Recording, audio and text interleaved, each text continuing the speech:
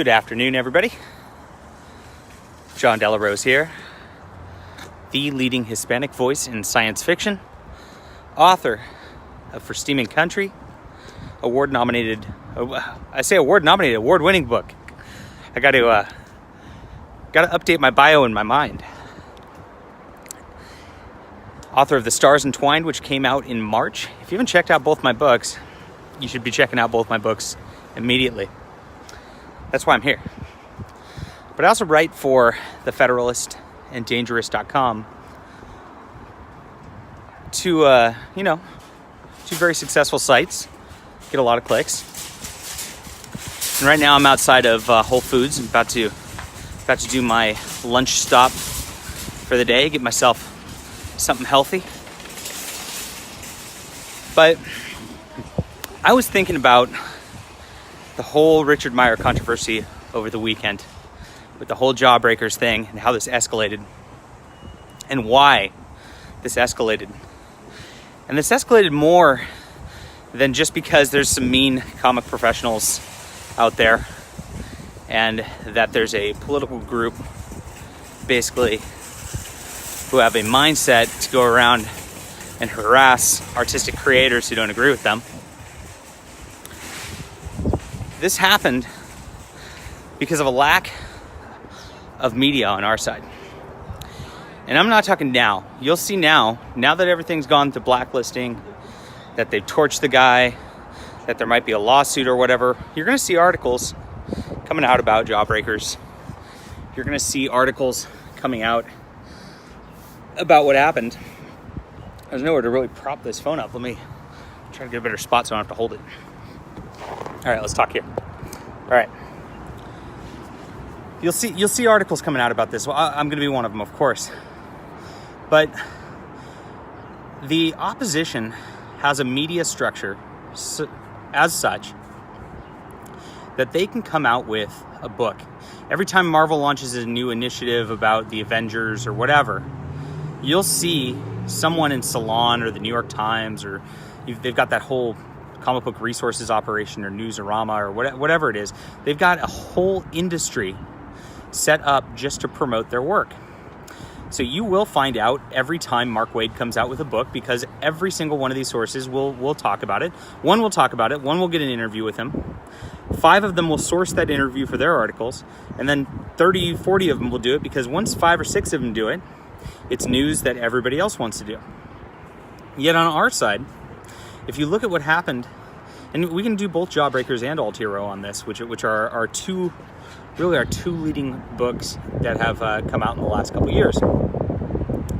Our side, where was the talk about the Kickstarter launched by these new guys who are, gosh, it's windy and my hair's a disaster. Where were the Kickstarters talking about? Where were the articles talking about the Kickstarter and the Indiegogo? Where were they? There were none. We had Bounding Into Comics, which is a small upstart, and you should be following Bounding Into Comics if you're not already, and nothing else. When Alt Hero came out and was a success, PJ Media was the only operation to actually write about it. And they got clicks for those articles. So they don't care about culture, and that's the problem. We have an entire side that is just silent on the matter, and we'll show up. The media will show up whenever there's something to complain about. Say, oh, he's blacklisted. Oh, he's blacklisted. But would he be, if there was a critical mass where this guy's talked about in the media, if Richard Meyer's been talked about in the media the last 2 months, if his project and his comic has been talked about in the media over and over and over again to force Newsarama and whatever to just cover the book, would he be blacklisted now? I don't know about that. And that's what we have right now. We have a media who doesn't care. And so the first thing we need to do as just outside people is to follow the people who care. And they're very few and far between. The people who care and do something different are myself. I've been promoting this book on my Twitter since it came out. I backed the book myself. I didn't write about Alt Hero because I'm a part of Alt Hero, so I didn't think it was a good idea to do so with my journalism platform. But I have done so now for Richard Meyer as best I can. He was on the Federalist Radio Hour last week, so my editors care about him. So we got me. We got Megan Fox at PJ Media. She's, I think her Twitter handle is Megan Fox, at Megan Fox Writer. Because obviously there's the actress Megan Fox, and she gets that joke all the time. It's not funny anymore, so don't bother with it. She's great. She's a person who actually actively goes out and promotes media and talks about media. There's Ian Miles Chong. Ian Miles Chong actually has tweeted out my books several times. Props to him. He talks about these issues several times. He actually cares about culture. And that's it. On the national media front, there are only 3 people who are doing anything about culture whatsoever. And so if you want the culture to change, it's going to start here. It's going to start with the media front. And it's going to start when we can actually have our own culture pages, our own lifestyle pages, our own book review pages, where they're going to come out and we're going to be able to talk about these products in advance for books, for comic books, for movies. Movies are going to come out too, guys. You watch this. This is the very beginning of a life cycle. My boy Timothy Lim, who's an artist, he's best known for his book Thump, The First 100 Days, which is a parody children's book. He was talking about this morning, about how this is going to be a 5 to 10 year game plan. We can't tire, we can't give up, we can't even slow down for a second in these 5 to 10 years, because we are up against an entire monolithic industry that every single time any Marvel initiative comes out, the New York Times writes about it, CBR writes about it, everybody writes about it, and you see it 100,000 times. And what you need as a I'm a marketing guy who's involved in selling books myself. You need to make 7 points of impression on a target audience before they'll actually, get things through their head to say, okay, I'll probably check this out. That is the psychology of critical mass, where you need 7 points of contact in order for somebody to make, and positive ones at that, for them to make a decision to say, hey, I'm going to actually make a move on this sale. I'm going to make a purchase on this sale. And that is what we need to generate. Now, if I'm posting about something or Richard's posting about something, that's 1 point of contact. So that's what's going. EchoBot's work, guys. It's a big deal. It's very important. If we're posting about something on Twitter, that's 1 point of contact, okay? It needs to be on Newsarama or whatever. It needs to be on foxnews.com. It needs to be on Breitbart. And we need to get these media outlets to get with it. So we've obviously, like I said, got Bounding Into Comics. Bounding Into Comics is going to be the replacement comic book resources, the replacement Bleeding Cool News. That is where you should be getting your news sources from on the comic front. I'm doing what I can on the Federalist. I'm not a full employee there or anything like that. So it's not like I have a ton to say, but I do what I can. Megan Fox does what she can at PJ Media. Ian Miles Chong does what he can at, is he with the Daily Caller now? I forget. I'm sorry, Ian, if you watch this. I should be nicer to my friends and actually know where they work. But he works at Dangerous also. So if us 3 start to get, Fox News doesn't typically respond. Here's how we can really make a difference, though. If one of us emails Fox News, it does nothing. If 1,000 people email Fox News, at that point, people see it, okay? If 1,000 people put in the same tip on Drudge Report, when I come out with my article in the Federalist on Richard Meyer, if every person who follows me and follows Richard Meyer puts a tip in on Drudge Report and gets that on Drudge Report, that's going to be big news, okay? He'll put it up there. That's how it works. Journalists want to see that journalists too want to see that there's a critical mass following something before they actually report on it, because they need to get the clicks themselves. Their whole job is based on generating clicks also. So they need to see that there's a critical mass, and that's why it's so important for us to work on this level. Email different journalists. If there's a lot of conservative journalists out there, or a lot of just media people out there who are doing things like this. We got Cernovich, we got Jack Posobiec. None of these people get involved on the cultural level so much. Posobiec did on Thump, by the way. He did on Thump. They don't get involved on the second tier cultural stuff. Thump was funny, and it's a parody, and it's actually in the political realm, and they know their clicks come from political realm. But when I release a book, I just release a book that's a good book that doesn't have anything to do with politics. Even though I'm a political figure, it doesn't register to these guys because it's just not moving the needle in culture. Even though they have opportunities to move the needle in culture. But this is why they don't. The real reason they don't is when I post about an album I like, for music or whatever, my blog clicks will go from 1,000 a day down to 50 a day. When I post a book review of something I like, my blog clicks go from 1,000 a day down to 100 a day, right? So they know this too, because this happens with them too. I've seen Cernovich post about bands he likes and all that, and his engagement levels on Twitter go way down. So the problem is they see that they have a group that's not engaged. Now we, in our Comicsgate Move the Needle community, are very engaged, and there's a small number of us. But we need to actually work a little harder at mobilizing in an organized fashion, to where when a Kickstarter comes out with this, and unfortunately I just thought of this, I wish I would have thought about this a month ago, and otherwise I would have organized this a little better with Jawbreakers.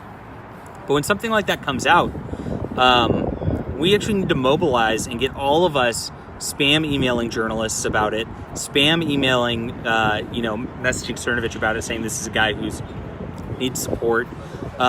Because when they see that their audience has a critical mass for a want for something, they're going to broadcast about it. They're going to do something about it.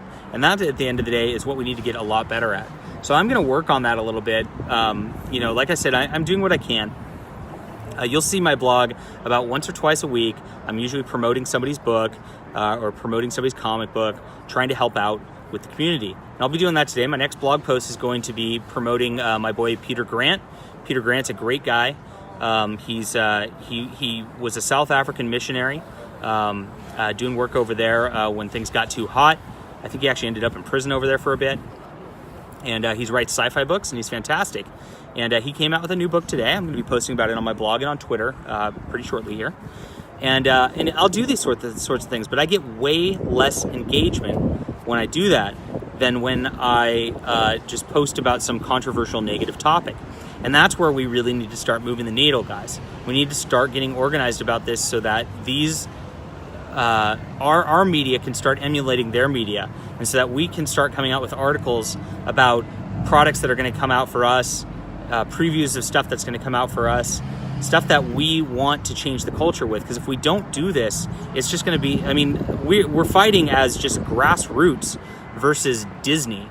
Disney's spending hundreds of millions of dollars making sure that Bleeding Cool posts something about every preview book they put out.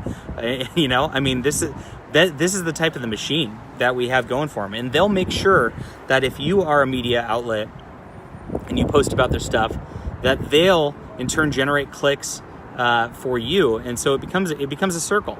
And this is what we need to do a little more. Every time Bounding Into Comics posts an article about a Kickstarter or about a new comic book, click on the link, give them clicks, retweet it, make sure your friends give them clicks, that sort of thing. If they start to post numbers that are huge, other outlets like that are going to be like, oh, okay, maybe we need to start hiring writers like them because they're starting to take into our business. It's a long-term strategy, guys, but it's going to be a cycle that needs to be done.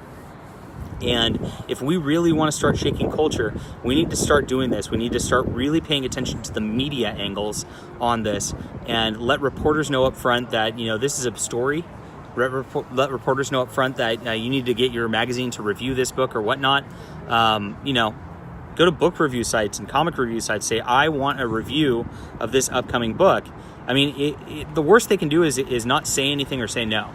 It's not going to hurt. You don't lose anything by doing that.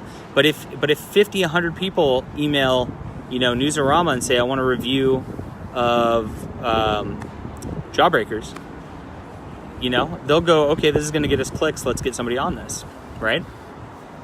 So that is the next step. This is the next level that we have to bring ourselves to in order to make a difference in culture and change culture. So if you're a journalist and you're watching this, start writing articles. Tell your publisher. Tell your publisher right now that culture, I understand it's not going to get a lot of clicks right now. I wrote an article on Extinct. It was a TV show for BYU last year. And BYU produced it. Orson Scott Card, the guy who did Ender's Game, and has actually been in comics also, was the co-creator and executive producer of it. It got no media attention at that, okay? I turned in an article and I interviewed the primary writer of it, did a beautiful piece on it to try to promote it, and it got very little clicks. So nobody came in and checked it out, and they know this. So the media writers, the media editors know this. They know that my article on this book or on this TV show or whatnot, because it's a non-mainstream thing with a small audience, nobody's tuning in to look at it. And it's a self-defeating cycle at that point, because if they don't start writing about it, nobody will, right? If, it takes multiple points to do this, like I said.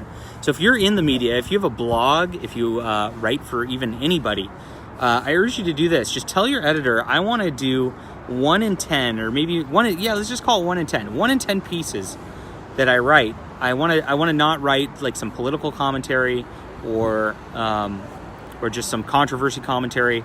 I want to actually just do 1 in 10 pieces promoting a new cultural change item, so that these just start showing up on the site regularly, and it starts being routine for the readers to see this. This is something that I urge anybody with a blog to do. Anybody with Twitter. Twitter's a blog, guys. All right? The conservative media is not writing about culture. I mean, the only time they ever write about culture is if something bad happens to a conservative after the fact, and then they go, oh my gosh, this is a terrible controversy and people are being discriminated against, it's terrible. And then what happens is those people get like a 5-second, news cycle where they get their products bought after the fact, and then it goes away and dies. So I want the conservative media to basically be proactive, and I want some proactive support to happen, because that's the only way we get change. Like I said, anytime NPR lists a bunch of books, they do it all the time, and they just promote each other, right? And then those authors then promote NPR, and then they get clicks off of each other, and they feed the circle, right? They do this all the time. They have a whole, even like I said, the government funds it. So we're up against that, and yet we have Breitbart and Fox News don't mention anything that comes out on this level, and it's bizarre. Why aren't we? And it's partially it's because of clicks. Like I said, we got to make the clicks happen. We got to get these outlets used to doing this sort of thing as an advocacy sort of thing. And second, it's just because those people there don't hear about it and don't notice it and don't care about it. So on our end, as the grassroots, emailing them, mentioning them, sending them tips so they know about it is actually a big thing also. So yeah, this is all off the cuff. So I'm brainstorming this as I happen. So sorry, it's a little disorganized, but that's the main thing. We need to as a person on Twitter or whatnot, tag media outlets, tag the individual journalists. I don't think anybody actually reads the outlet places. So if you tag Fox News, nobody's going to see it. But if you tag Michelle Malkin, somebody might, right? Tag them, send them tips, send them emails. Keep promoting. Ooh, it's bad allergies out here, guys. This county actually has the worst allergies going on in America right now, believe it or not. Tag them, and then when they come out with articles, make sure you click. Make sure you share, and that's the way we're going to get things done long term. It's that easy. You don't even have to read it. You just have to give them the click, and then you have to give them the share. And what'll happen is, people won't care at first, but if we keep doing this and we keep promoting some positive cultural change, we'll be able to make an impact like we've never seen before. And that's what I'm urging you guys to do. So I'll be just writing things up. I'll be posting about Peter Grant's book a little later on, and let's make a change we can believe in, guys. That's our new motto. See ya.